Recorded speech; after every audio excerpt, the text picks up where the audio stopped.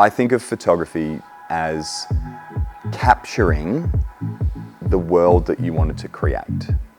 So that's why we've got stylists, that's why we've got florists, that's why you've chosen the suits and the gown that you're going to wear and the table settings and everything, is you've created this world that's a reflection of your personality. So my job is to do my best to capture that how you wanted it. I want those wedding photos to be there for when my memory has faded. I'm not going to get married again. So I have no regrets to the amount of money and time and energy that we put into planning that perfect day, even though it only went for 5 hours. Yeah. So let it be a real expression of your personality. I think, because again, do it once, do it right. Yeah. Don't be distracted by this new shiny toy that you think will change your life. It won't.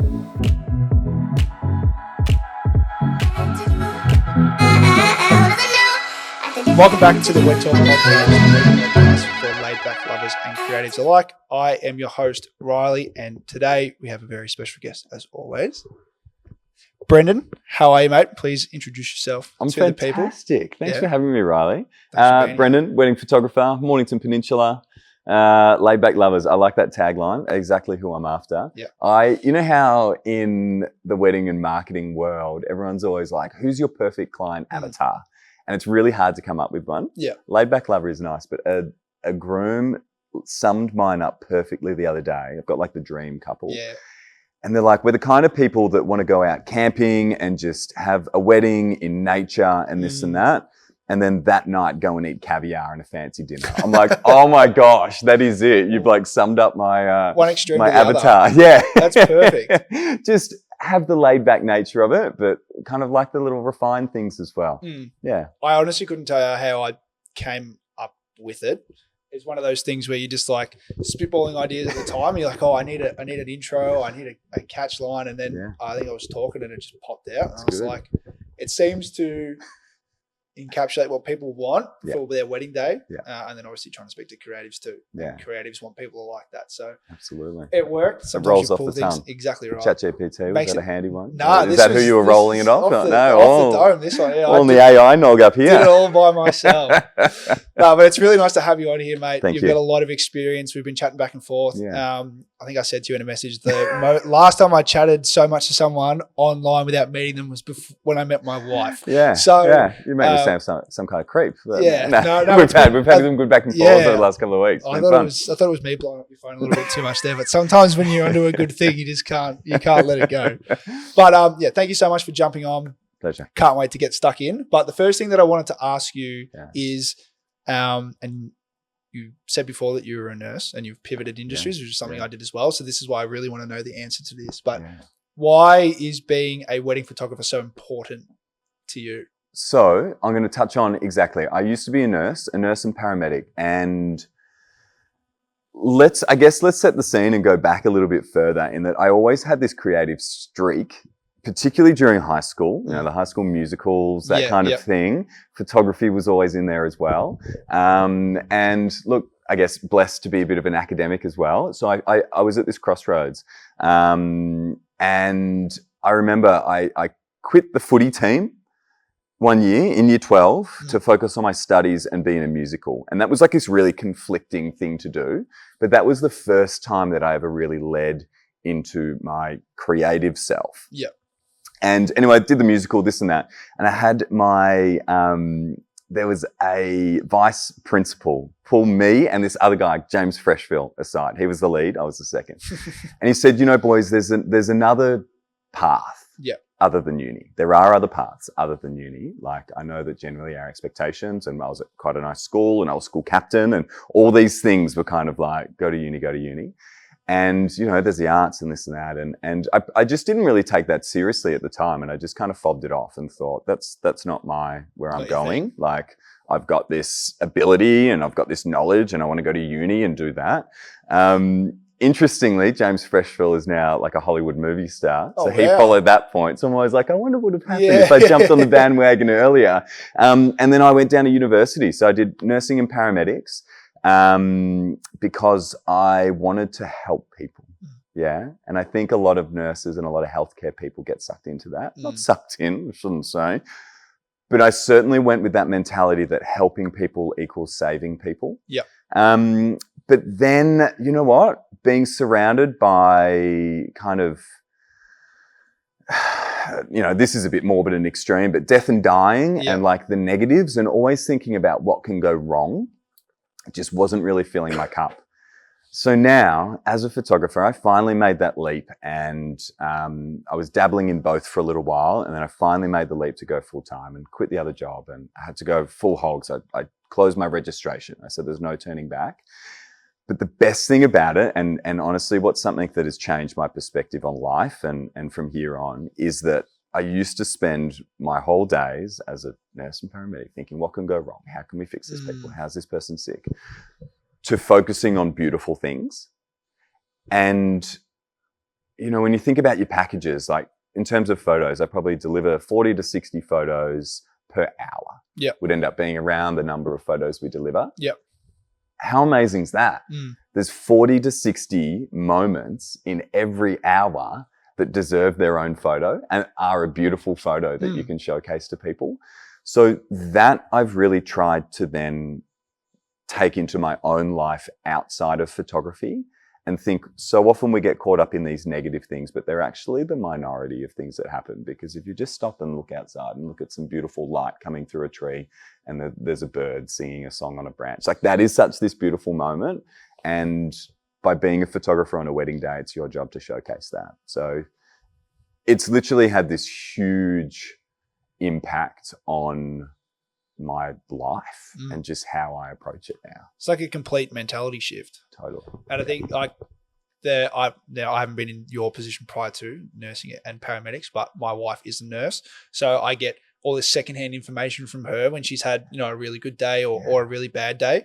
And one of the things that she said to me, and my mum is a nurse as well, when they both started out was the people being sick and people passing away and all that sort of stuff, and being there through all those like really terrible times for people can take a really profound impact on you. Obviously, there's good parts of it as well. It depends on, I guess, what field of like nursing and stuff that you do in that industry. But it's just interesting to see how a full, you would have thought that everything you were doing then was you were doing everything to make sure that person or family was feeling, the best they could in that particular situation, to now you're in the similar situations dealing with people and their families, but in a completely different context. And I think that history that I've been through has really helped me focus on what to look for on a wedding day, because it's all around emotion and people. Like, why do we get married? It's I'm a huge. Within the industry, it's interesting. You sometimes ask a wedding vendor, like, what does your perfect day look like? And they say, 4 people, just minimal. Like, I'm done with the 120 and this and that. And I'm totally the opposite. I'm a wedding vendor that totally believes in that big celebration and the hoo-ha and the formalities, because there's no other time in your life that everybody that you love is going to come together and celebrate the love that you two have. And I think that is worth celebrating. And it is worth spending money on. And you're going to remember that day for the rest of your life. So what I think is I take these experiences from, I guess, kind of the sadness and seeing people die in front of other people. And now I can kind of approach a wedding day and think, these are the most important people in these lives. And I've got this privilege that I can create something and capture them in this moment that is going to last and that they're going to have this ability to look back on. And wedding days just form one of those moments in your life that in 30 years, someone important to you might have passed away or just not in your life anymore. And you're going to look back at those photos to kind of transport you back to that time and see that person and feel that person again. So I really do draw on the things I've learned, and I've got no regrets about the industry that I was in. I learned some amazing things and communication skills and empathy and all of those incredible things. But I really try and flip it around now and say, how can I help people? And helping people doesn't necessarily mean saving people. You can help people in so many other ways. So I would say that there's not a lot of people in the industry that have a background Probably not. like what you have. Yeah. So how could you put it into terms for someone like myself who hasn't gone through it before, Yeah. or any other vendor, regardless of what service they provide in the wedding industry? Like, how could you give some advice to them to say, hey, look, like maybe shift your mentality around like this or this to think the way that you do, you know, to empathize with people, to get around the big numbers of groups of, you know, wedding parties, and to, I guess, take a different approach that might then like make their work a little bit better or their client experience a little bit better. Like, is there anything you can kind of like comes to mind? I think just think of, you know, your job. I split my job into two, my priorities into two. One of them is to capture these beautiful portraits of a wedding couple that they can then look back at that photo and be transported back to their wedding day. And I think that's the one that we kind of put out there. It's the one we promote. It's the glitz and glamour, it's the sunsets, the amazingness. Yeah. But equally as important, I just think these are this person's closest network. Like, these are the most important people in their lives. So yes, it's busy, and yes, it's this. And sometimes, you know, you don't want to go around there and capture that, but you're pretty blessed to be in the opportunity to do that. I don't know if I've got any real, it's not to say that the way I approach a wedding day is the right way as well. I guess it's just that that's the personal experience that I draw upon. And in some ways it's where I get the most enjoyment out of my day, is by capturing those little in-between moments that I know are going to really sum up that person's personality. Like the cheeky grandma. Oh my gosh, there was this beautiful wedding recently down Wye River, over on the West Coast, Victoria. And grandma had these ball of Versace glasses on in the front row of a ceremony. Like, what? Yeah. Like, so I'm dialing in on that, and I'm making sure I get some hero shot of grandma. Yep. And I want to see Versace, because they're going to look back at that, and grandma ain't going to be around forever. Yeah. But I want them to look back at that photo in 20 years and just think, our grandma was baller. Yeah. Like, it's those little things that are so important. It's a good way to look at it. And like, I guess me and maybe other people in a similar position to me, where you're sort of like coming up, making your own way, your own style and stuff like that. Would you say that, with all having the years of experience that you do, that those moments or things that you look for now are worth more to the couple than the sunset hour shot and the flash photography at the end of the night, like the trendy cliche, like photography, the trendy cliche, the videographer type things? Do you say that those, if someone was to come back to you from the start to now, when you capture more of those moments and go like, I'm so glad you got a photo of grandma with the Versace glasses on, as opposed to like just the one of them in the field? Correct. Do you feel as though that you get a better rapport from couples focusing on those kinds of things? Yeah, definitely. And I think that's where the clients that can really attach themselves to my work. Yeah. It's generally those moments that they do. Yeah. And like, don't get me wrong, a beautiful photo of a couple in a field is amazing. And that's important. It's really important. But it's those beautiful little moments that in between, you know, wedding photography, it's this one day of people's life that they actually value photography. Yeah. Like, if you think about it, it's really high on people's list of importance. Yeah. Like, venue is important. The people we've got there are important. Or a photographer, they're really important. Yeah. And that never happens any other day of your life. You're never at a barbecue and they go, we've got to make sure we get a really good professional photographer to make sure we really capture Barry flipping those sausages in the way that Barry does. Like, this is that one day. So that's everything to me. And recently I've rejigged my website and really tried to lean into that. Yep. And I've got a couple of little tabs in terms of my portfolio. Mm-hmm. And this is going to stretch my memory. Love, laughter, quiet, loud, and wildlings are these 5 little tabs. And that's kind of like the moods that I try and capture. Yep. So love is obviously those beautiful little moments. It can be, you know, it can even extend to like a tear in an eye and everything, just this adoration. And that could be for each other, could be from the guests. Yep. Laughter kind of speaks for itself. Just the fun moments. And there's these certain times during that wedding that these fun moments really stand out. Quiet, I think the preparations are these like, don't overlook your preparation photos. Throughout a whole wedding, it's amazing how often I see that the people closest to the couple are often the people that you often spend the least amount of time with them.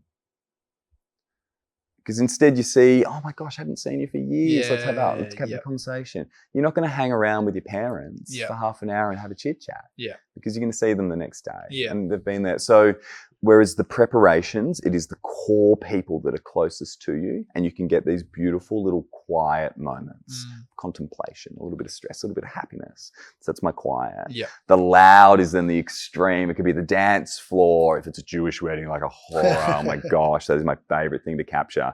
And then lastly is these wildlings where it's all about children, because I've got kids and I just think they do the most like cutest little things. So if I see a kid running around being silly, like, sorry, the rest of the day is done. I'm following them.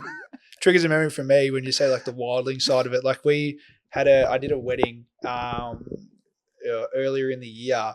It was a quiet wedding. I think there was they had 30 odd of their closest like family and friends at the venue, and they hung around, basically did the ceremony. It was really brief ceremony, and they just hung around there, had some drinks and some food, and then they had like a surprise engagement party.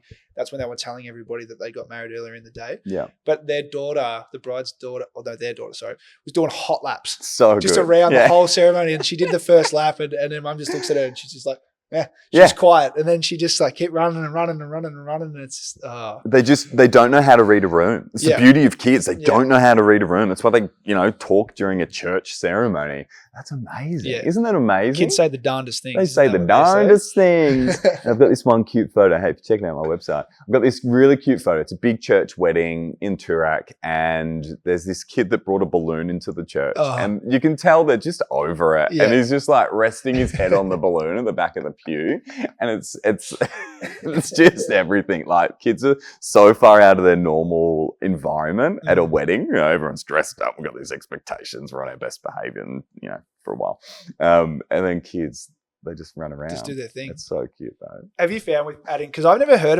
of breaking down, and it's actually really smart, breaking down each part of the day, because you'd have people come to you in inquiries, pre-wedding meetings, before they book you, even when they do, and they go like, well, what's your style? How do you do this? How do you do that? And then actually putting all of those parts, emotions of a day into, so are they just basically like galleries from different weddings where all those things have come through, as opposed to just showing like, hey, you're getting married at Jackalope. Here's my wedding from Jackalope. That's right. Because it's very transferable.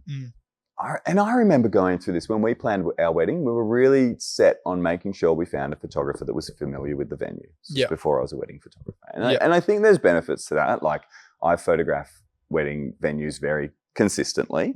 And there are some nuanced challenges with that, but don't underestimate the power of just finding a good photographer that captures what you want captured to be able to transfer that into anywhere. Like, I walked into this barn for the first time ever.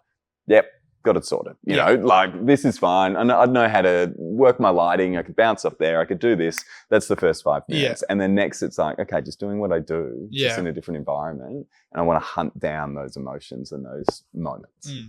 Well, while we're on that, shout out to the Chapter Barn, which is where we're at today. The owners, Mel and Raina, have let us use their space today. Mel was in here this morning setting up little bits and pieces for me. So, they're lovely, and thank you again to them for letting us use this space. But that is like a really important thing to say. Like, I know sometimes if I've got an inquiry and they've come through and they've said like, have you worked here before? And if I have or I haven't, and if say I haven't and they've gone and booked someone that has, is it like, is the person that you've hired knowing the venue more important than hiring someone that maybe resonates with you more, or you resonate with their work more, or they've shot your style of wedding before? Like, I feel as though that we work everywhere all the time.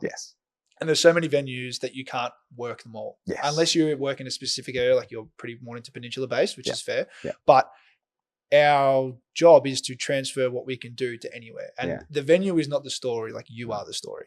So if you see someone's work, and if they haven't worked at a location before, maybe give them the opportunity to work there so they can know it for the next couple, but just go off their work. Like, you're going to watch all of their videos and go, okay, I like go through their galleries and go, I like their galleries, I like their photos, I like their videos. You haven't worked here before?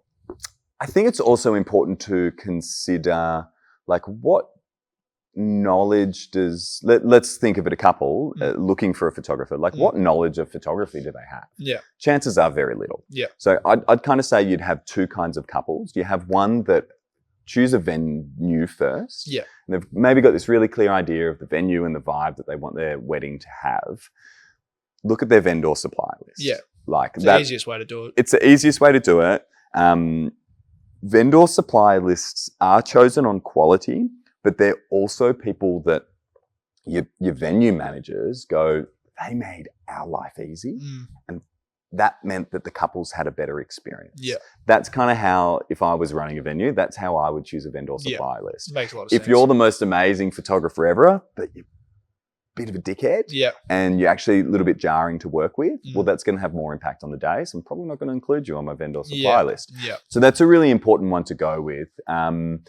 And then there's the other people who go, okay, no, I really attach myself to that style of photography, or I want a specific look and themes, or, I've come across this person and they photographed a wedding that I was at and I really like the way they move. Yeah. That skill is totally transferable. Do not discount them because they're like, oh no, sorry, I've never photographed at the barn. Yeah. No, absolutely not. I guess it's all just comes down to, it's all personal opinion. I mean, I'm not saying that just because someone has worked there, you have to pick them. And just because someone hasn't worked there, you shouldn't consider them. Correct. But it's just like what you're saying, one of those things to keep in mind is if they have a list, someone's on that list who you resonate with their work, then well, obviously, 2 + 2 = 4. It makes sense. Yeah. Book them on. But then you might get someone who hasn't been there before, but your venue is a similar style to maybe ones that they've worked at before, and you can see it transferring across.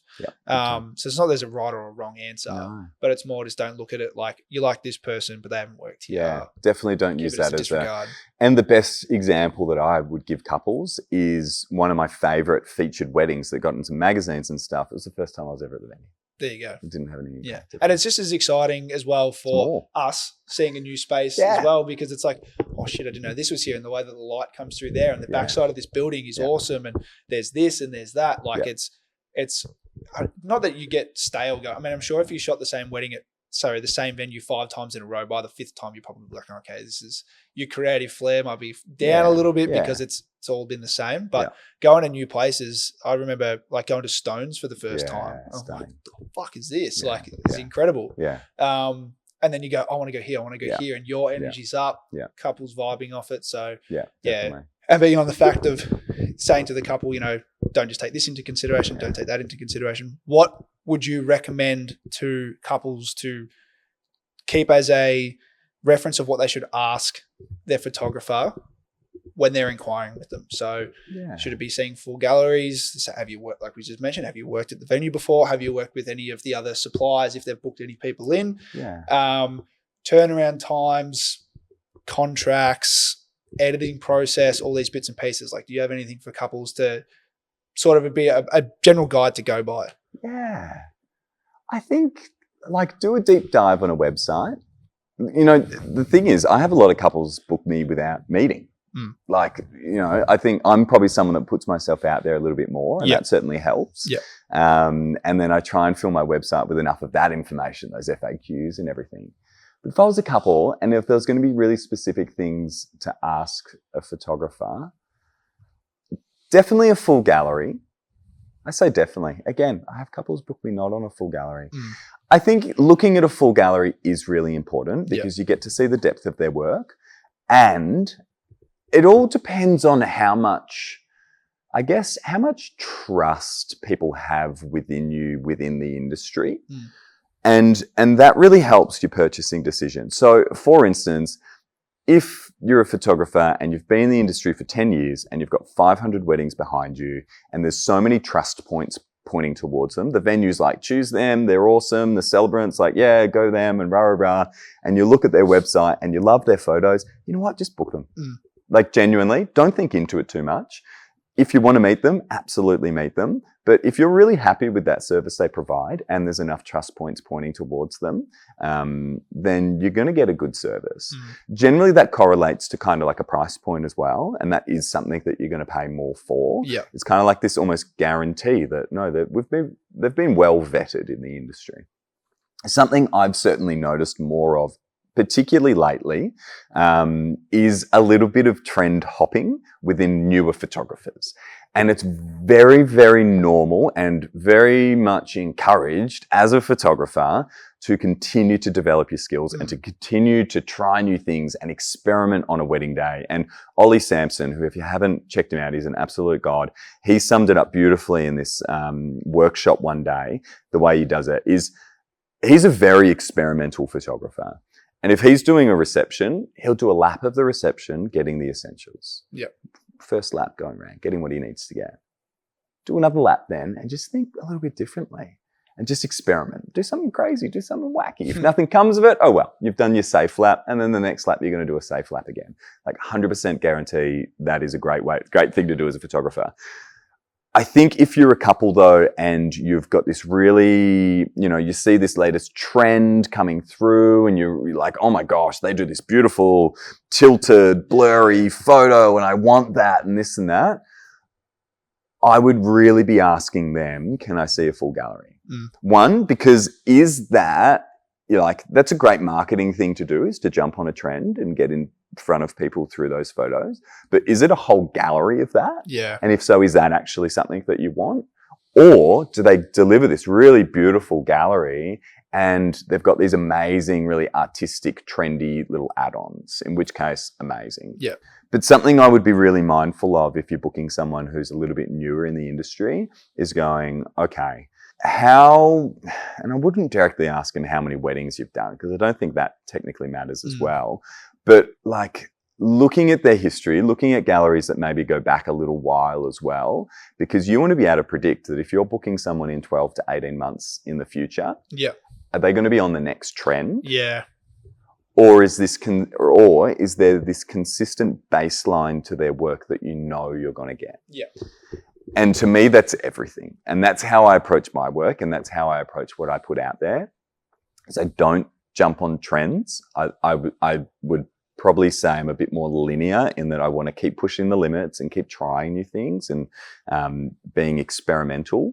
However, if you look back 4 years at a wedding gallery, you're getting a more refined version of that now. Yeah. Whereas if you're jumping onto a photographer who front and center is very trend driven, if you look back 4 years, do they look like totally different people?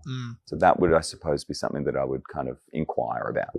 Do you think that because social media is so prevalent in everyone's life, as opposed to 5 years ago to 10 years prior to that, a lot of couples will possibly make their decisions on the fact that their photographer is on the trend at that time, as opposed to thinking of, 5, 10, 15, 20, 30 years when they want to go and show this stuff, show these photos to their kids and, their kids' kids and family and friends and stuff. Do you think that is in the future, or even now, but mainly more in the future, is going to be in the forefront of someone's like buyer's mentality? Yeah.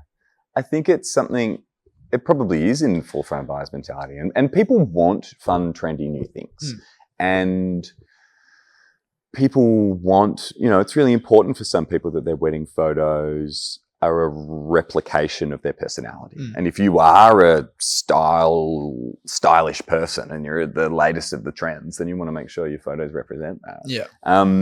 Perhaps that, going back to like our first question, is a bit of a representation of just how I choose to approach a day, is I've got this more longevity, like this view of longevity in mind. And maybe that's just showing my age a little bit. I'm probably a little bit older than the average wedding photographer that's starting up now. Yeah. And I've got different life experience to that photographer that's starting now. And I will forever focus more on the moment than how the photo's taken. Yeah. And it's not to say that the photos should be boring, but I think of photography as capturing the world that you wanted to create. So that's why we've got stylists. That's why we've got florists. That's why you've chosen the suits and the gown that you're going to wear and the table settings and everything, is you've created this world that's a reflection of your personality. So my job is to do my best to capture that how you wanted it. Where I don't see my job personally in my field, or the way that I approach, is going, okay, you've created this world and I'm going to put my spin on it. Yeah. So, and there is absolutely room for both. And I think it's social media at the moment is the big push, in that there's this real overlap between editorial photography and wedding photography, and they're kind of blending together.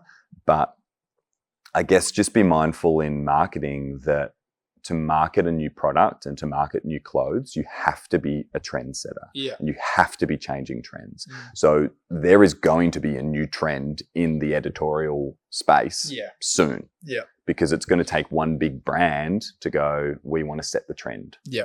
Whereas weddings, like, I don't know, I wanted to make that point. I don't know where I'm going with that point, but like I see and I value weddings differently to editorial photography. Yeah. What's your take on the word? So I feel like in videography, the word is cinematic. Yeah. In photography, the word is timeless. I was talking to someone the other day and I was like, I think the word timeless is the biggest crock of shit. Yeah. Because like you just said, a couple crafts that day, that's their world. And regardless of whether you shoot it, I shoot it, Joe Blow photographer shoots it, to them, those photos and stuff are timeless. So me personally, and I could be wrong, but I don't think that timeless is a style. No. Because when you get all of our, and I call it like wanky industry talk out of the way, that like it is essentially like my photographer personally, was Tiny Jade. It's incredible phenomenal.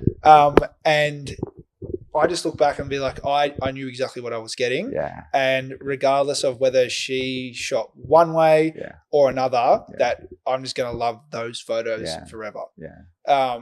And she doesn't have, I'm timeless and this and that, or you got like, I'm a candid photographer. Like, candid isn't a style. Candid isn't a thing. It's just things that are happening that you are unaware of at the time. Yeah. That's all it is. It's not a style. It's not a thing. Yeah. You can't force it. No. It's just you. Yes. So, but I don't know. I just wanted to get your take on it after that, because I think timeless is a bit of a... Yeah, I think you're absolutely right. Like, art can be timeless, it's can't subjective, isn't it? It is very subjective. I could take a photo of in here, and you could take a photo of in here, and we could get 10 people to look at it, and you could get 10 different opinions. Yeah. And you could make it look like the most modern kind of view and straight edges and everything from one angle, and you could take it with a film camera from another and be very environmental. Yeah. And the photo will look totally different, but they're both timeless in there because they've captured what happened right now, and you're going to be able to look back on it forever. Yeah. I think it is a bit of a buzzword, and maybe people are just, I don't know. I think maybe what they're trying to differentiate is that maybe it's like, I don't know, it's simple. Because it doesn't have to be simple, but that it's not trend driven. Yeah. Maybe that's what we're trying to get at, or the industry's trying to get at with that word. That it's a photo that will forever, like street photography. I think that's really timeless, you could say, because it's storytelling. Yeah. Whereas a Vogue cover shot, or like a blurred detail photo, maybe isn't as timeless. Yeah, I could see what you're getting at there with the difference in what the purpose of the photo. But it was more just like using it as an overall blanket to like throw on everything. Yeah, people are like, I'm a timeless photographer. I'm a timeless photographer. It doesn't mean anything different to like the next person. That's right. That's it's just one thing that always it's like grinds my gears. It's people that use it in full ball. Like I wouldn't put cinematic in my bio, and I'm actually gonna have to go and check my website. Yeah, I know, someone right? fact checks me, gosh, it's probably in somewhere deep down in there. Yeah, it's like you're storytellers like that. Essentially, at the end of the day, that's what we are. We are people telling stories for other people to then look at forever. Yeah. What advice then, after we've just blown things all over the shop, I hope so, would you give to someone starting out? Yeah. You know, when we've talked about the trends and following this and you know, throwing cliches and blankets over your work, like your work, I guess, and your personality is what gets you work. Yeah. But someone that's starting out, like what would you I've never done a wedding before. I want to start. Yeah. Like, what are you going to tell me? Hey, I had this. So recently, Instagram's been blowing up a little bit, which Yeah, has been really fun. Congrats. And I'm totally enjoying just experimenting, and I have no rhyme or reason of what I'm doing yet. I'm just experimenting. So I've had a lot more people just jump into the DMs. Yeah. And I answered one of these questions, this exact question just before, in that this lady reached out. She's like, I'm really stressed. I've got my first wedding coming up. Like, you seem to move really quickly, and like, do you have any advice for me? And my biggest advice is, like, if you're shooting your first wedding, there's obviously some form of portfolio that comes before that for someone to have chosen you. Yeah. Stick with that. Yeah. Go with that. Make sure that you're doing that, but experiment. And continue to experiment both within a wedding day and outside a wedding day. And you'll find that you find your vibe and find what it is that you love to photograph, because generally it's what you love to photograph that those photos are going to be more powerful. Yeah. Like, I would also recommend for someone newer in the industry starting out, is kind of touching on what we said before, is just be careful of saturating your business look with a new trend that you've jumped on. Yeah. Because often what we see is this trend goes, oh, because these photos look so much like this person, or these photos look like so much like that person. They're amazing. But if you take that person back, let's bring up Jackson Grant. Do you know Jackson Grant? Jackson Grant is a photographer, and he's just doing the most phenomenal things. Weird, wacky. Oh, is the guy with the really, like, uses the fisheye? Yeah, I was bright colours, vibrant, just really, really different. He did a workshop lately, didn't he? Did a workshop. Yeah. I think he's got another one coming up. Buy tickets. Yeah, it's a cheeky plug. Just really pushing some amazing stuff. So experiment. Yeah. If you enjoy that, experiment and try and take photos like that. And I did that for a couple of weddings. I was like, I love what he's producing here. And I was trying to produce some similar things and rah, rah, rah. And then I was like, oh, I really have so much respect for what he's producing, but no, it's kind of not me. I'm going to move on from that now. Yeah. So I made sure that I'm just not putting anything out there of that while I'm experimenting. Because then if I was to do that, and if I was to go, oh my gosh, I love Jackson's vibe and I really want to put out to the world photos like that, all of a sudden you're changing your brand to look like that. Pretty swiftly. Whereas if you look at Jackson, go back 2 years. It's the same. It's a more refined version of what he was doing back then. Yeah.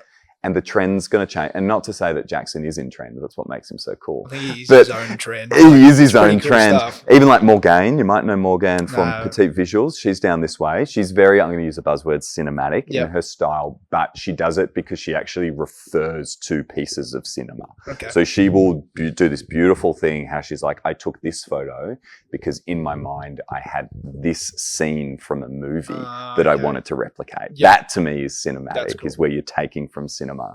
So, you know, that might come into vogue at some point and then it'll be out of vogue again. Yeah. But she's not going to change her craft. She's just going to continue to refine it. So that would be my biggest recommendation for anyone starting out in the wedding photography business that actually wants to create longevity in their business. Yeah. It's hard to give the answers to all the questions in terms of like, because the things that you know and that I know and that other people know, it comes from your own personal experience. It comes from 200 weddings of experience. Exactly right. So it's like the way that I say to someone, like if family photos come up, because family photos can be hectic. Yeah. This is how I deal with it, whereas your version might be different. And sometimes like you have to go through those bits and pieces and learn it yourself. Correct. You can't just get all the answers from somebody else. No. Like I was listening to something. Because do you know, I'm going to interrupt you. Because do you know what the right way to do something is? The wrong way? No, it's just a way that you've done and worked. Okay, yeah. It's not the only way. Yeah. It's just the way that you've done something, or maybe someone else has done something and it's worked. Yeah. Oh, that's the right way to do it. Until you come up with another plan. I was watching something. I think it might have been, I went to do like a communications workshop or something yesterday and I ended up pulling out of it early because I just, it's just giving me the ick. But the one thing that I took from it was, I think he said you could watch 20 YouTube videos on how to be a builder. Sure. But you're not a builder. No. So it's like you could watch every YouTube video under the sun about how to be a wedding photographer or a wedding videographer or a florist. Yeah. But you're not any of those things until you do them. And that's why trades exist. Yeah. That's why placement exists within a university. Like it was always said that going through university, you learn the fundamentals. And you know what, let's bring it back to photography, is you're not going to learn why aperture affects depth of field by shooting a wedding. Yeah. So there is this technical side of things that you can learn, and I think you kind of need to learn behind the scenes. Yeah. But it's not until you're actually out there experiencing it, that thrown in the deep end, that you're going to get any good at it. Another one, it's all coming back to me now.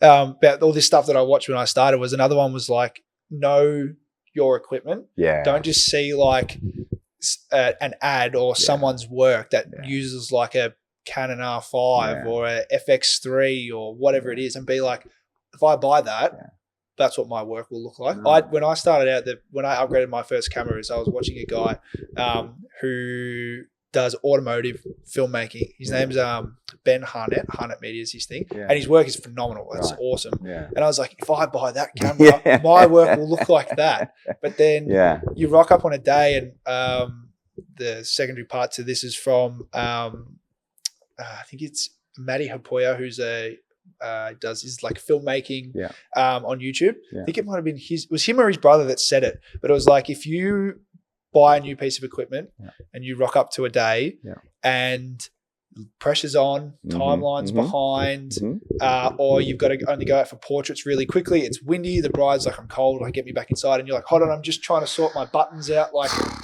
I bought this new lens. You're going to love it. You're going to love what it produces. But I don't know how to use it. It's like, so, and that comes back to like, don't just watch the video on it. Learn, like go, I remember in lockdown, I had a camera and I just went and walked around, because you can only go a couple of Ks. I just took photos of stuff in the area just to keep using the camera. Like it's the same thing. If you buy one, don't just think, okay, I want to be a wedding photographer. Like, now I have to do a wedding.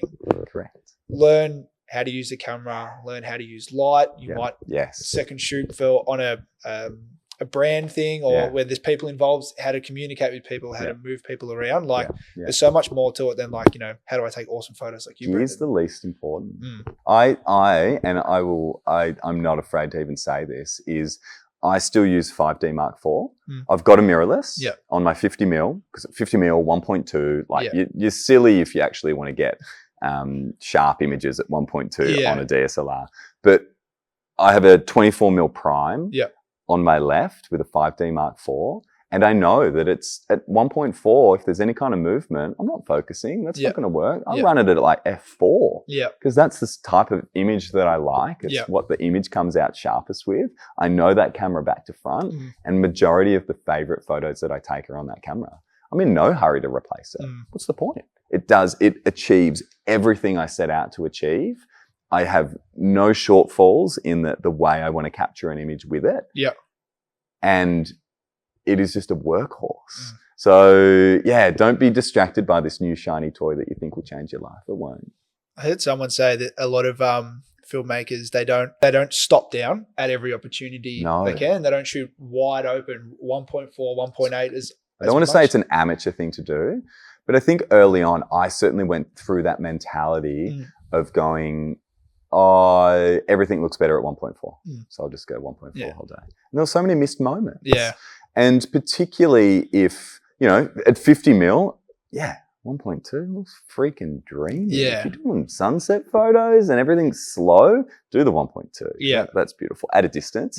But if you're actually going close up, it's to your detriment. You got an eyelash in focus and their eyeballs not. If you went f8, that is going to be a better photo because you're going to have this much depth of field rather than this.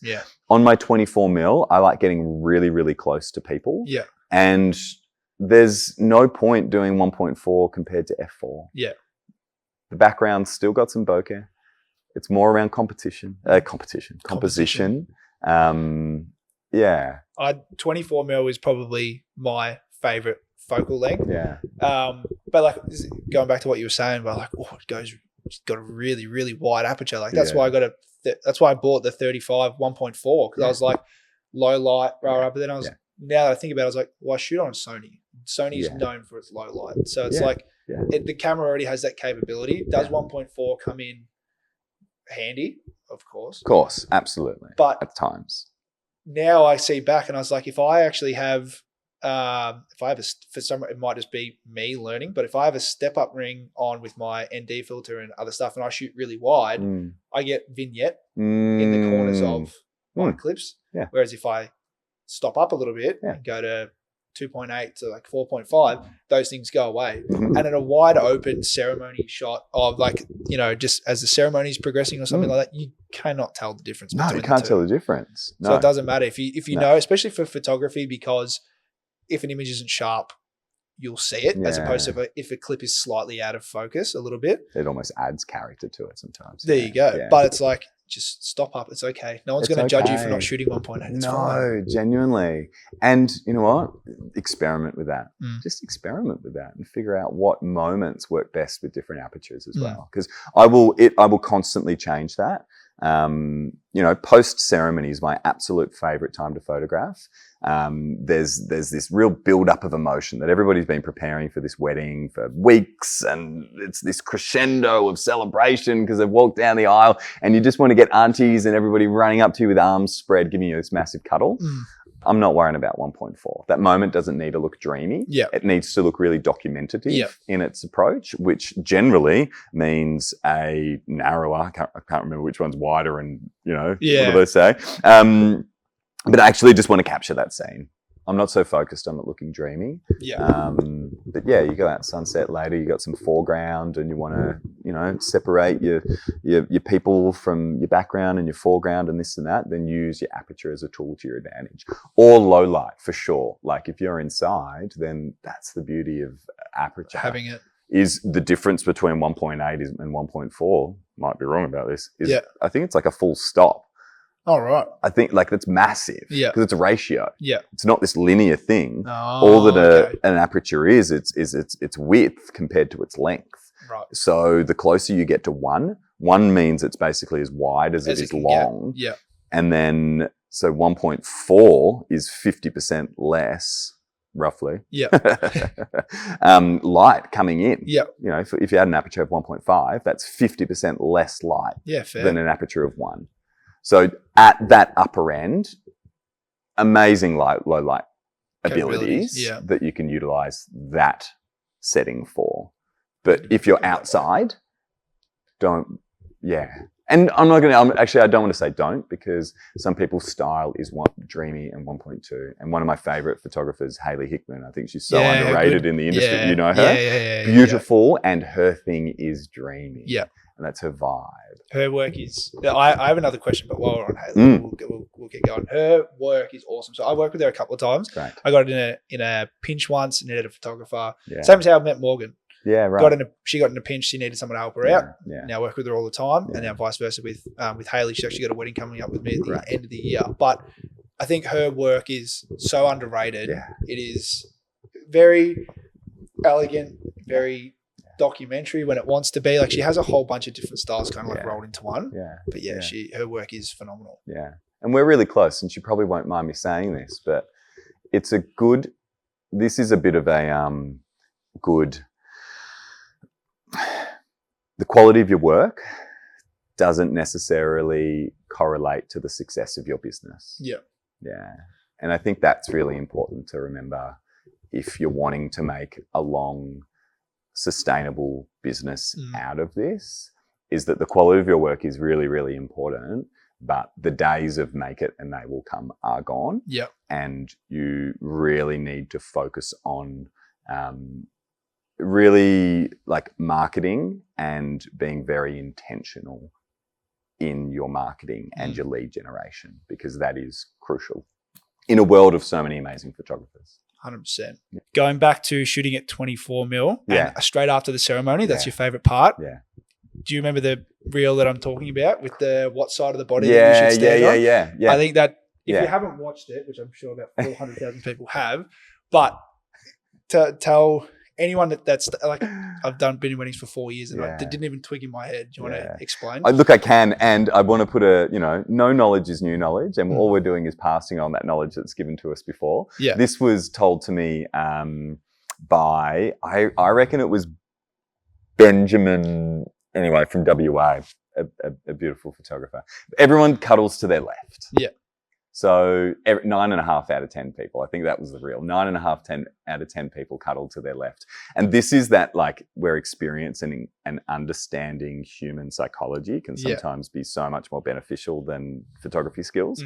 So this is a little tidbit for you, that if you are photographing that, particularly that post-ceremony where it's just cuddle after cuddle after cuddle, if you sit yourself back right to a bride, a groom, a person of notable importance of that day, you're more often than not going to get people going like, oh my God, and then going up to that left-hand side. So sit yourself back right and you'll get these beautiful reactions. Because I was just thinking in my head just then, I was like, people shake hands with their right hand, and then the thing is to then come into that side.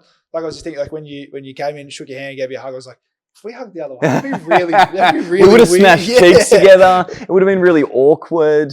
I think it just comes down to cultural. You know, I had a lot of, I'm not going to jump around too much. We're going to come back to Instagram and how to use it and its benefits and the power of comments. But I've got a lot of comments on that reel, and I love reading them all because there's people from all over the world putting their 2 cents in. Oh, yeah. And it's so interesting. Like, you know, everyone's coming up to that like, oh, it's because we do right hand, shake hand and this and that. And then there was a couple from Europe and they're like, oh, not in Switzerland. Like, we'll do 3 kisses and you always start on the left or something. Like, I think it's just so cultural. Yeah. So it's really just understanding those normal cultural things. Yeah. And like, I love photographing any cultural elements, like a tea party.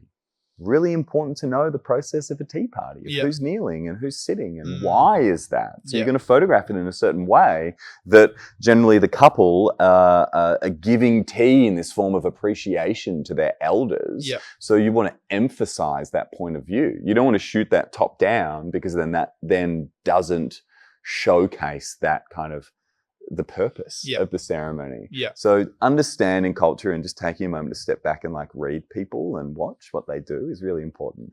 But that tidbit wasn't something that I discovered on my own. It was passed down. Passed down? Yeah. Oh, well, now you've passed it on to myself and I've passed it on many to others, hundreds of thousands of other people. Because I've always, like, in that situation, I was like, oh, they're just the wrong side and then this is in the way. I'm caught out. But and that obviously is when they go into hug like that and you stand on the right, you're getting the person's reaction, not the bride or groom's reaction. Because I don't want 50 photos of the bride just hugging every guest. Yeah. No, it's this perfect, you know, a lot of the inquiries that come through, we just want those beautiful candid. Yeah. We just want those beautiful candid moments. And all that means is just documenting what's happening. And if you can, you know, there's one way of documenting what happened, and I think there's a lot of power in that, is your Uncle Barry who doesn't want to be there, just having a beer in the corner, sitting on his own. Like, that's really powerful. Yeah. But you don't want to be delivering a gallery of all your guests in the middle of speeches, just like looking like this. You actually want to capture them at their best. Yeah.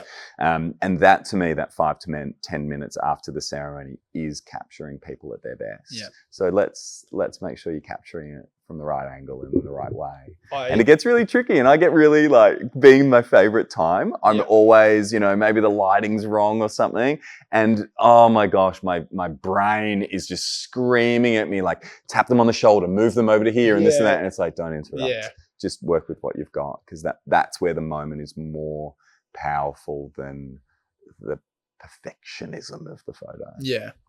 I actually put a little mini podcast out, and the title of it was I think it was like, can 15 minute time capture all the candid photos that you need? And it is about that exact thing, that first 15 minutes after a ceremony is when everyone's in one tight space. Everybody wants to see you. Everyone's excited because, one, that they get to see you. Two, they can get up from their seat where they've been sitting for the last half an hour. And three, like, there's just this overcome of joy. Like, my wife and I say that one of our favorite photos is one of my groomsmen. And there's a photo of him, and he's just come up to me, and just the look on his face of, like, how happy he is for I think just actually to see me at this point in time. Probably you. But it's one of our favorite photos, and that's one of the reasons why, going back to, like, knowing who to book and everything, that's why we booked Tani, because I feel like she documents really well.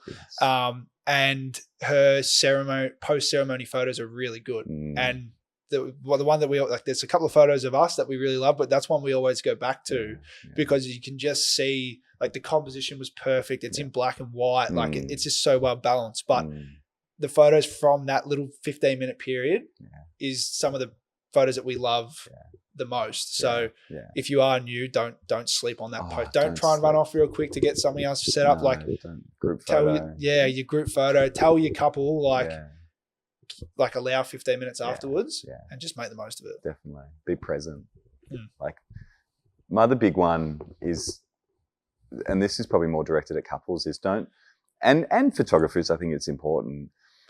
Again, I'm not going to say don't, because Jackson Grant's the total opposite of this, but don't do anything for a photo. Maybe that's just my mentality. Don't do anything for the photo. I really make sure my couples are like well versed in that. That let's say that dip. Let's say you want a shot of you doing this big dip and a kiss down the aisle.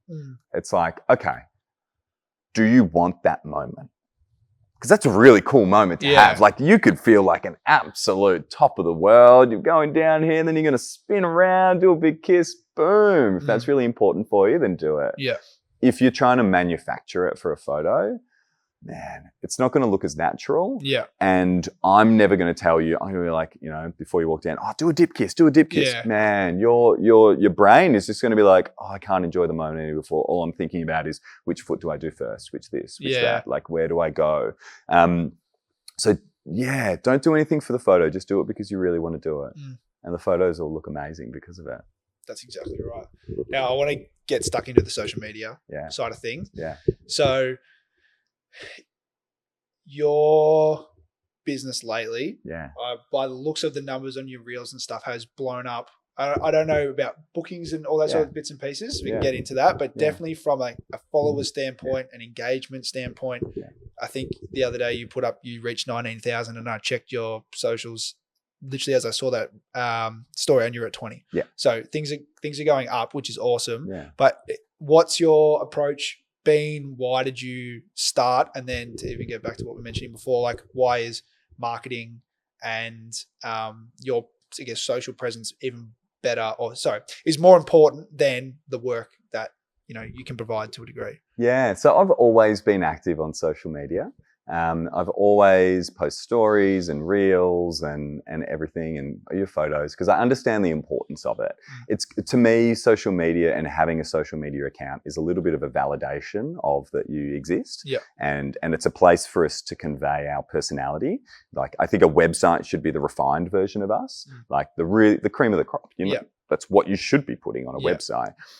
Social media is where you can be a little bit more relatable. So I've always tried to relate with couples and everything. Majority of my work has never come through Instagram.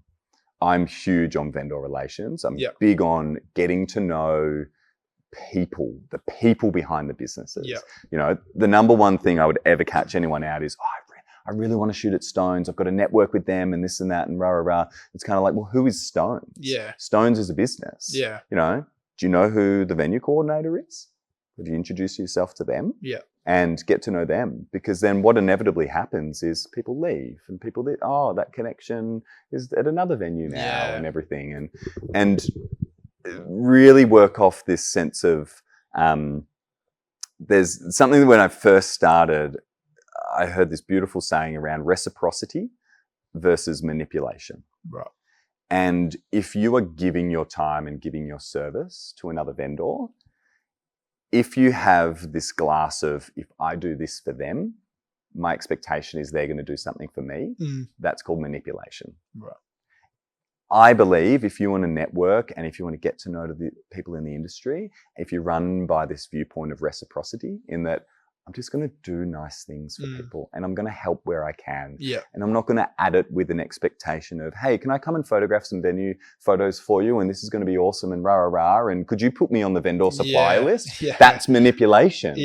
If you just do it, eventually it comes back to you. So that's where I get most of my bookings from, those relations. So social media recently, I've always put things out. Recently, to be honest, it came from one really viral reel. There's a lot of this growth. And it was a 30-second how to set up your flash within a I reception. did watch that one the other night. So Yeah. 2-point-something million other people as well now. And what then happened was that one viral post went off. And then just think about how you consume information. Oh, that caught my eye. Click on the profile. Yeah. Go back through the catalog Yeah. and consume all their other information and all their other reels that got 400 views. Now you might click on that one. Oh, I really understand this person and I feel like they can teach me something or provide some value. I'm going to give them a follow. Yeah. So that to me is kind of like how social media works at the moment, is you do need this sense of virality, but it's not the viral post that is going to gain you followers. It's the viral post that's going to give your profile attention, and you better have done the work before that if you actually want to convert them into followers. So now I'm really excited about, I suppose, the opportunity that it looks to open. Education has always been something that I'm interested in. Is it something that I'm going to go, oh, just gain 15,000 people within a month? Am I going to monetize straight away? No. I'm going to continue to build an audience and go off that mentality of reciprocity. I'm just going to keep putting valuable information out there. I find it a really creative and fun thing to do. I also love data and analytics. So don't feel like I'm just putting things out there and hoping the best. It's like, no, I'm going to put a range of reels out and I'm going to review the data of how many people engaged with that. And did that sit well with the audience? Who did Instagram put that out to? Was it my engaged audience already, e.g. a carousel? So I've got to be really specific about what information I'm putting it out there. Or did it actually run all that information to people that don't follow me? In which case, what type of information is that? And I'm just in this real learning phase at the moment of going, hey, I've had some kind of success. Something worked. And a friend said to me the other day, he was like, oh, you're going to celebrate, you hit your 10K and this and that. I was like, no, I'm doubling down. I'm spending more time on this. He's like, oh, why? It's like, well, things are going well. So this is the time to kind of just strike while the iron's hot. Experiment, strike while the iron's hot, see where it takes me and learn, most importantly. It's a good way of going about it. Like I feel as though the social norm would be blow up money. Solve all your problems. No. Has it turned to more bookings? I don't think so. No. I've certainly had a lot more inquiries come through that aren't my perfect couple. Because they're not the ones that are coming from my network and those referral bases. They're people that have found me that are in Brisbane, that have found me from Instagram, that want to, they've kind of done a deep dive. You know what? I'm probably not going to travel to Brisbane. I'm not in that place in my career. I don't want to. So I have no expectation that it actually has an impact on booking couples. And so far it hasn't. I've got my numbers. I've reached those numbers. I'm really happy with that. Oh, that's good. It's an interesting way to look at it because I did a personal branding. It's called a cohort. So the guy that runs it is an Aussie bloke, Tom Nosk is his name. And one of the things that he alludes to is, I mean, I guess maybe the slight difference is you weren't out to build a giant personal brand off posting this content out. It was purely just to fun and see what happened. Whereas one of his things that he teaches is have your product or your monetization in early and then build your audience around having those products always there. Because a lot of people will get big, they'll blow up, then they'll try and sell. But the people that then... you go, okay, I've got like 3,000 new followers. Like, if I just get 10% of them, 300, and I sell a $300 thing, I'm going to make X amount of money. But they've only just followed you from like one video or 10 videos that they might have seen. They don't know you personally. They don't have a connection with you. There's all these bits and pieces in between. So I think that's where a lot of people go, shit, I gain a lot of followers, and they try and jump on it straight away. Maybe they don't put out the right product for their followers because they don't know who they are. They're following off one video. And then it doesn't sell. You think you're going to do all these bits and pieces. It doesn't happen for you. And you then turn you into go a bit of a sellout. Yeah. Like I've had companies in my DMs wanting to like, hey, we're doing this launch. Like, can we do a collab and this and that? No. Yeah. I just want to build I don't know. I'm excited to experiment and hopefully build a community of people that want to feel like they can get some value from what I have to say. And I suppose like that is interesting, and I do know of that guy, and I did have a product beforehand. wedding photography. Yeah. And that's what I sell. Yeah. It's a high value product Yeah. to a small amount of people. And that's why Instagram isn't the best primary place to go about selling that. If you've got a low value product, a $99 product, then you need to sell it to a large amount of people. Instagram, a global audience, is therefore the best place to sell that. So I certainly haven't, and I'm certainly not building this Instagram account with the intention of selling that product at this stage. Yeah. I've got other things that I've had on the back burner for a while. Yeah. And if anything, it's a giant experiment to say, well, how can I just improve?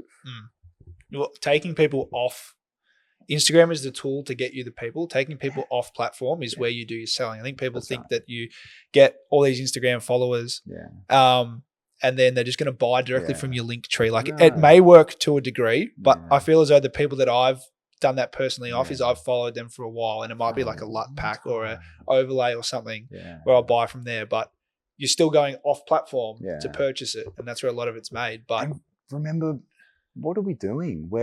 All we're doing is providing 10 seconds of value to someone's 2-hour scroll session on the couch. In reality, it's all it is. If I'm putting a reel out there and it gets 10,000 views, I've held 10,000 people's attention for 10 seconds while they're on the couch. Yeah. That's not a whole lot of value that I've provided to their life. Yeah. I don't have anything of value that I'm ready to sell those people for that 10 seconds that they gave me. Those people like Tom Nosk have built this amazing personal brand over years and years and years, and have really proved themselves to be an expert in that field. Yeah. At the moment, I'm an expert in weddings, and that's what I will continue to sell. Yeah. And I hope that, you know, if anything, if there's any positive that I believe probably will come from it, it's that validation tool that if a couple then goes to their venue and they have a list of photographers and they jump on, they see my website, they like my work, they go to my social media, there probably will be that added thing of this guy seems to be an industry expert. Yeah. That will then increase the validity in my product. Yeah. That's how I'm kind of approaching it at the moment, and celebrating that it will have a bonus on my business over the longer term. But no, I'm certainly not flipping it into a $99 product anytime soon. But it's just cool that you had fun with it. And it's just something that you're adding to, like, another tool in your tool belt of things that you can do to educate and have fun and express the work that you do and all those bits and pieces, as opposed to being like, oh shit, I need to make 30 reels for 30 days because I need to gain a following because I need to sell this. Right. Yeah. It puts the pressure on them, doesn't it? No, create a really good product. That's always number one. And then think of, like, so I am going through this at the moment. I'm starting a new business. Yeah. And within the wedding photography space, just a slight little diversion from it. And I am going through this whole, like, building out a business plan. I do lots of really boring things. So on top of being a nurse and a paramedic, I went into occupational health for a while, and I built their company management system, which is basically their policies and procedures for a company. Boring as anything, but I know how to do it, and I know the positives to it. So whilst I'm starting this new business, I'm going behind the scenes, building policy and procedures, and whatever I post with that will have intention, because, like, LinkedIn might actually become more important than a really large Instagram following for that business. So it's really important that you're kind of looking at that, and growing maybe a smaller audience on that is going to be more powerful. So yeah, make sure what you're doing, I don't know, like, either have fun with it and use it as a creative outlet, which to Instagram to me is that. Or on the flip side, if you actually are wanting to create a marketing funnel, be really, really strategic about it. Yeah. And I don't think in this day and age, hoping that you're going to go viral is a strategic funnel. And I think it's throwing shit at a wall and hopefully something sticks when there's so many other more powerful things that you can do. That's it. So we've gone over networking. Yep. That's a favorite part that you've done. Obviously, you met a lot of great people over the time. So I have a little game that I want to play. So I want to, the game is called the Wedding Vendor Draft. Okay. So if you were to draft your favorite people to work with, you get one spot for each. Okay. So you pick a venue, a celebrant, you are the photographer, Sure. so a videographer. Yeah. For me, I'll pick a photographer. Yep. A florist. Yeah. And then a DJ. And then if there's any other people we come wicked. up at the end, but they're I'm so ready for this game because if you are a wedding planner out there and you want to create really valuable information on social media, I nearly put this video out the other day, and I'm like, it's actually not really important. But I tried to sum up. I was like, are you planning a wedding on the Mornington Peninsula? And maybe I'll lead into, are you ready for me to play this game? Yeah. Is that it? They're the rules. Yeah. So then I was going to put out this post of like, are you, do you like find things and want a little bit of a rustic nature vibe to your wedding on the Mornington Peninsula? I've got your wedding planned. You're going to have your ceremony at the Cambion, which is a really new ceremony location in Red Hill, and it's stunning. Yeah. And the best thing about something really new is like if you're one of the early adopters, it's something special. So all your guests are going to be like, never even heard of this place. So that's cool. Yeah. Catherine from the Celebrant. I think she's just this stunning celebrant who's I don't know, the way she approaches the ceremony is just really, really, really beautiful. She's not a huge personality, which I think is great as well. So she really heroes the couples in the stories. And to me, when I was thinking of this this wedding plan, I was like, okay, you put Catherine in that scenario. I think they would just be really, really beautiful. So then you've also got like we'll go vendor for vendor. Okay. So we'll go down the list. So we'll both do a venue. I should have explained the rules at the start. Yeah, sorry. See, I asked you if you were ready for the game. Sorry. All right, your turn. We got excited. So your venue, to recap, is? The ceremony venue. See, I've got two. Oh, okay. All right. So ceremony venue is? The Cambion in Red Hill. And your reception venue? Let's go from there. You're going to go to the Epicurean in Red Hill. Okay. Yeah. Nice. Yeah. I haven't heard of either of them. Okay. But I haven't done a lot of weddings on the Mornington Peninsula. So I'll take your word for it. Well, they're actually not wedding venues that I would regularly shoot at as well. One, because it's new. Yep. The Epicurean, I've photographed it a couple of times. But I was just trying to think outside the box of my normal wedding as well. Mine is going to be probably... Oh, no, because now I think about it. If I think of one, then another one, and then another one comes. I'm going to go purely off the amount of times that I've been there. And this comes back to contradicting what I was saying before, but knowing the grounds and everything. Yeah. I am a big sucker for Zonzo. Yeah. I don't know. It's like the one, or one of the premier ones in the Yarra Valley. Yeah. I mean, I also love Glenfine and Newburn Park. I think that what they offer is awesome, but just the Capella, the vastness of the grounds, the vines out the back, the pizza is the best food that you will ever have. Yeah. There's just so many bits and pieces around. I don't know. It's just I tried to pick other ones, and then that was just the one that kept ringing to mind. So for me, it's Zonzo. Yeah. So the second vendor is the Celebrant. Yes. And yours was? Catherine from the Celebrant. Beautiful. I am going to go, and only purely because he did my wedding, is Paul Bonadeo, the stand-up celebrant. Lovely. So if you haven't heard of Paul, he's got a very good mix between when things need to be serious, but also having like a really, I wouldn't say jovial is not the way to go, but bringing your story in a funny way.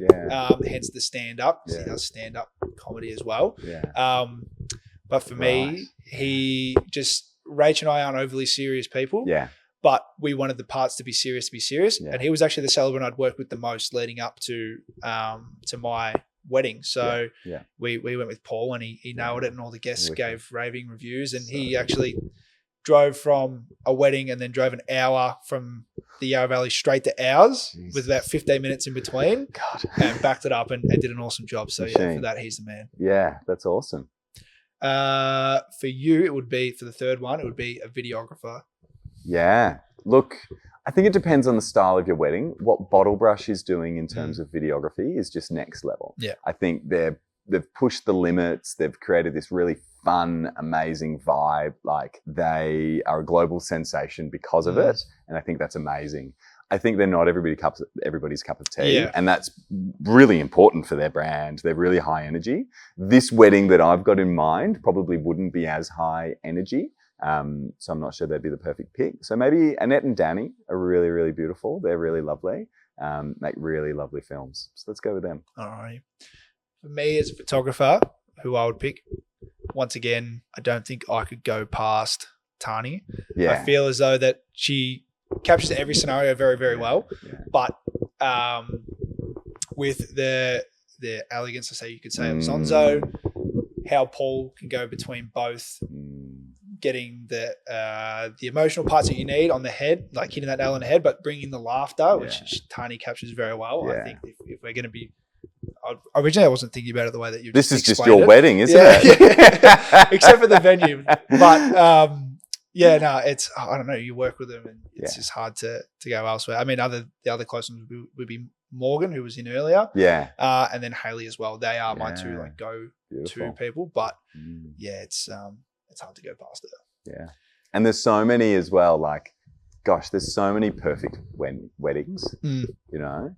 And there's so many, and there really are such a variety of vendors and venues that do cater for everybody's personality. Yeah, and that's why, interesting, fun game. And like I'm picturing your wedding as well, going Zonzo with Tani photographing. Yeah, that would be freaking stunning. That would be awesome with a stand-up comedian. Yeah. Fantastic, would fit the vibe perfectly. And it's cool just to, off the top of your head, go like, where does your mind go to instantly for vendor A, vendor B, vendor C, for like what they bring to it. Yeah. So the other one I wanted to go over was the DJ / your MC. So you can either have like a DJ and an MC, or someone that does both. So we're going band. I'm ditching the DJ. We're going Like This Entertainment, the band. Get the 7-piece, make it worth it. Yes, they did do our wedding. Yep. That was quite a while ago, and they have just come more and more into their own. I did a wedding with them just on the weekend, and I was just in awe, and I was having a really lovely conversation with them, and just basically saying their goal now is to, like, you're at a concert. This isn't a wedding anymore. Like, we're not a wedding band. We want to bring that concert feel. So they will do a beautiful little acoustic, guitar, vocals for your ceremony, and then bring on the full 7-piece band for the big one. They're really great at making sure that, you know, some bands aren't as good at this. I don't think they put as much thought into this. Is they go, our set is really great, and then we'll put on some filler music. And it takes people through this real roller coaster. But particularly towards the end of the night, people just want to stay up on that high. Whereas Like This are really good at doing their set, and then they'll put on a killer playlist, and people will still be dancing to the playlist. So that's why they're going to take over the need for a DJ. But if you were to have a DJ MC Apples. Oh, you really stole it. Freaking killing it right now. You're kidding? The mixes that he's doing, and he's freaking, I think he's got 100 weddings or something next year. Like 110. 110. There you go. Like what that guy is actually producing is really it's phenomenal. It's awesome. Is that yours? Yeah, that's who I was going to pick. I have to split the DJ and the MC part. Yeah. Purely because I think that Chris does both excellent. Yes. But I also can't go past Shannon Music with Memories. So I would have Chris as the DJ. Yes, and then Shannon as the MC. Right, you're getting both. They both do both. But I have to. And then Chris is going to bust out some guitar during his ceremony as well. Yeah. Like, don't sleep on his singing ability too. And if you were going to go down like the acoustic part, then I'd pick Tim from Little Wolf. Ooh, lovely. Nice choice. He Ryan Amelia from Paper Hearts. Yes, as well. Yes, they've been on the pod too. It's so hard to try. He has, hasn't he? I've got them. I've got this beautiful little wedding coming up. 24 people. Yep. Ryan and Amelia are going to be like the entertainment throughout the day, and they've got a 4-string quartet for their ceremony. Nice. Stunning. Who does that? They're so unique. Like, so many unique things being brought to weddings now. Right? It's less cookie cutter, and it's more. And we talked about trends before, but maybe the trend now is doing the opposite of whatever the next person is doing. Yeah. And just leaning into your personality. Let it be an expression of your personality.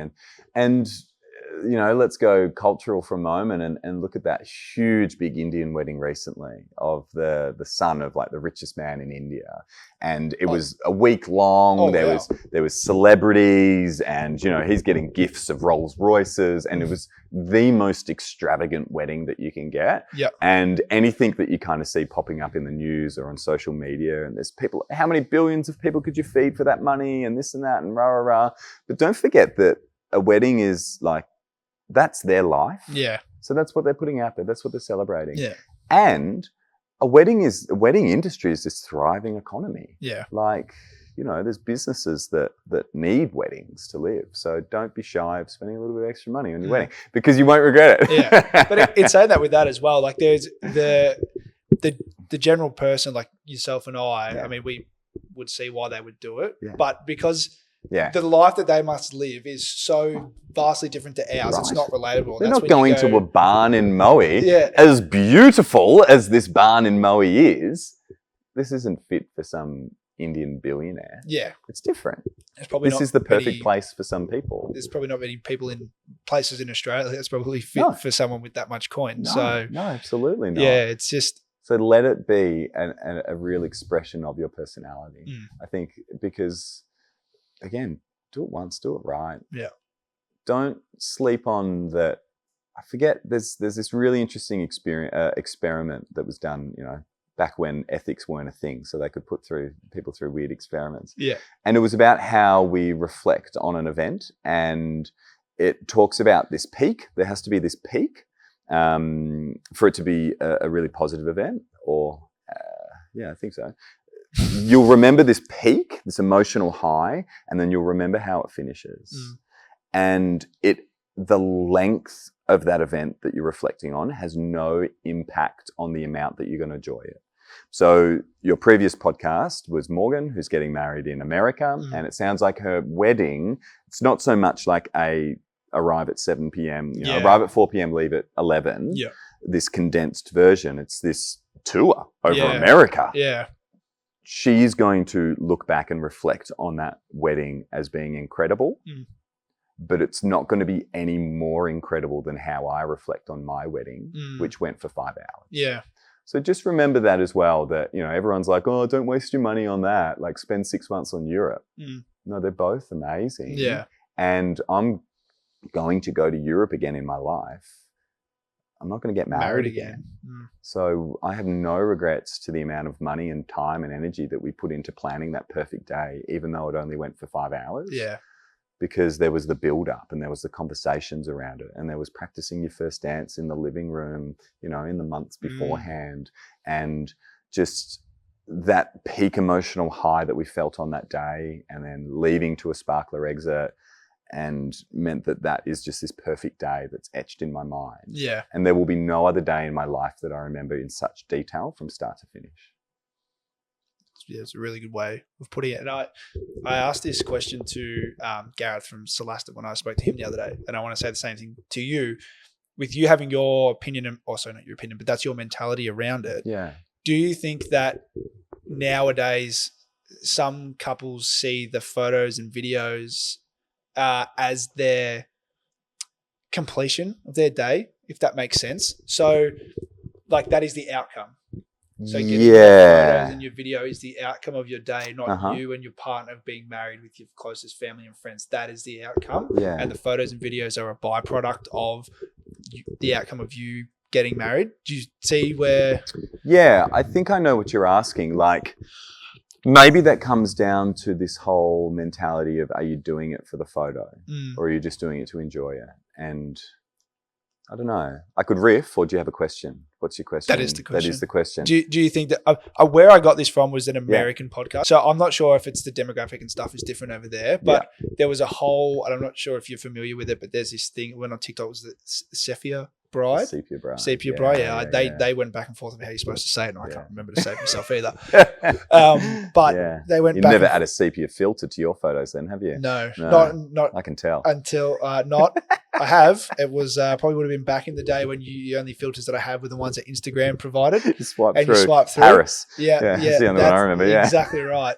But do you think that because social media is becoming so much more prevalent, that maybe some people are going like, my photos didn't look like my friend's photos or this other person's photos, or even a different gallery from another photographer? A different gallery from the same photographer. Do you think that people look at that as what their outcome of their day was, not them being there with family and friends? I do. Yeah. And that's probably a reflection of just our the life we live of this like instant gratification and instant feedback loop, that we have a phone and we take photos on our phone because we want to look at them that night. Yeah. And then you never scroll back and look at them again.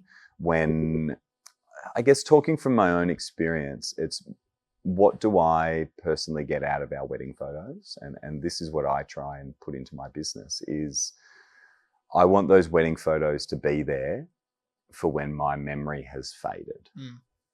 I think that should be the power of them. But yes, I think at the moment, yes and no. I mean, all that we see are the loudest people as well. Yeah.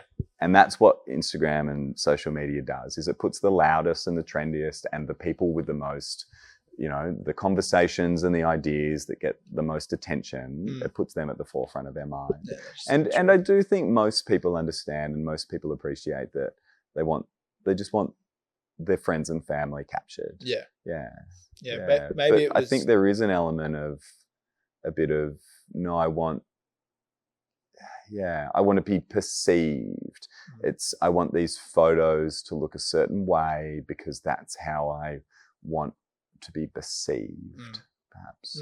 Yeah. No, I guess there's not really any right or wrong answer, because at the end of the day, we are a service-based provider. Right. So if that's what you want, your photos, my videos, next person's for, then that's completely up to you. Exactly. That's we're there to do the job. But I saw it and I was like, I just wonder if that's what people are thinking. But then, like you said, it's always the loudest ones that you hear it from. Yeah. So correct. That is probably a social media question.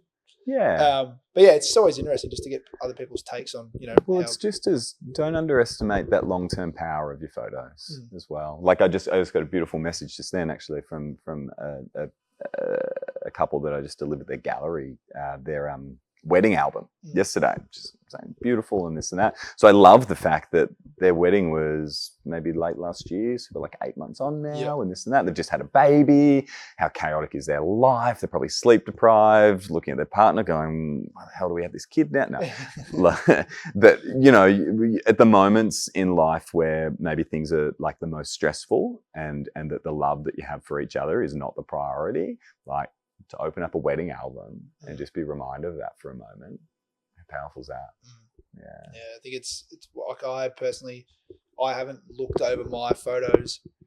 It's not like I look at them over every single day. Like I have the one that's my screensaver, which is Rachel and I jumping on a white jumping castle made for children. Beautiful. But there's parts, and I think what you said works perfectly. Like I've always tried to figure out a way that I could sum it up, that it makes sense to telling someone externally the way that I feel about my own stuff. Yeah. But I haven't looked back on it because not because I don't like the photos, not because I have I've seen one and it's deterred me away, but it's like I have just the way that I can remember it in my own head to me is perfect. Yeah. And I don't want to like have to go back and see the photos constantly to like trigger that memory. Like if I think about my day, there's things that come straight to the forefront of mind. Yeah. And I really like those. But then go back to your point of like, when you can't remember as well anymore, then that's when they become the perfect thing. And I think that's the kind of way that I've approached it is I will, when I'm struggling to remember things in a certain way, that's when I'll look and deep dive back into them. But for now, the photos that I have gone through and seen, I love the way that I remember it is perfect. And then when that starts to become, you know, difficult, then I really, really lean into it. And have you printed your photos? We haven't printed any yet, no. Okay. So print them. Print them. Because in terms of that longevity, this is one of my biggest fears in our space at the moment is this digital revolution of photos. And I'm not a film purist either. I don't really take many film photos.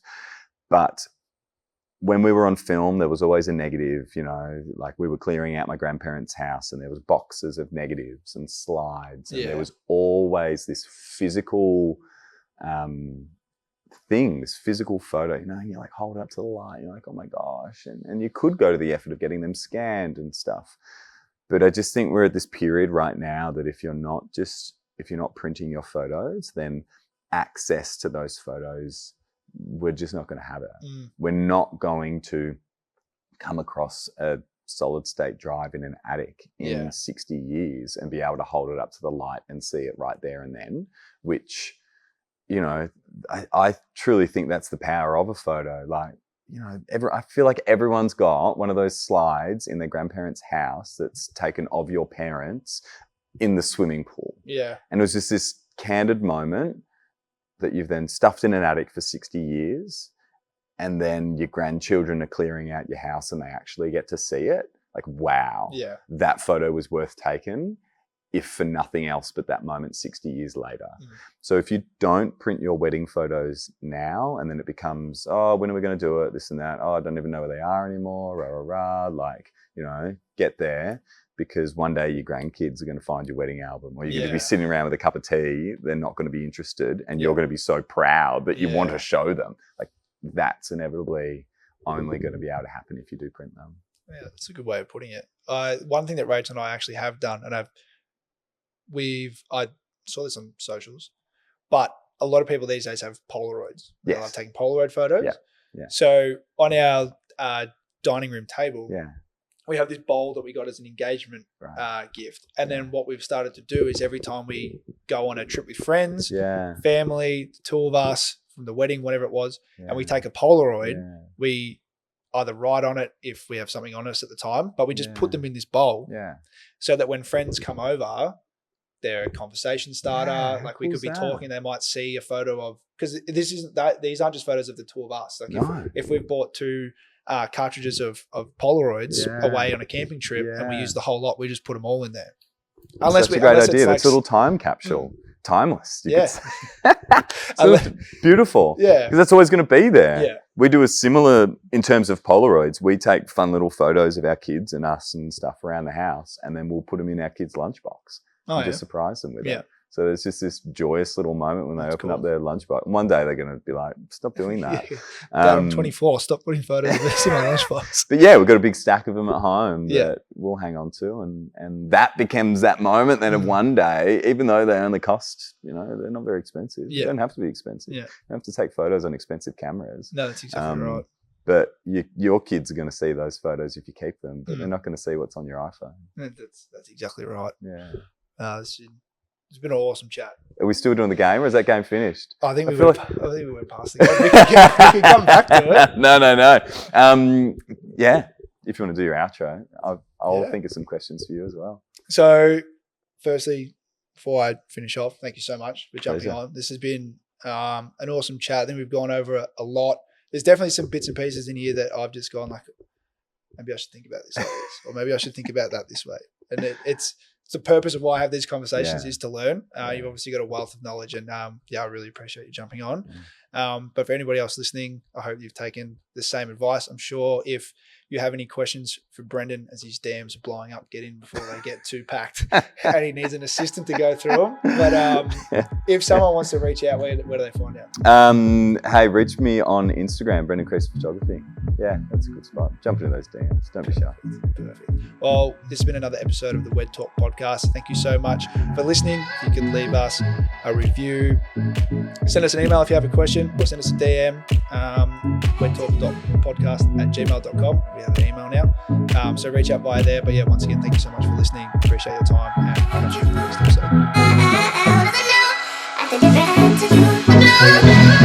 episode.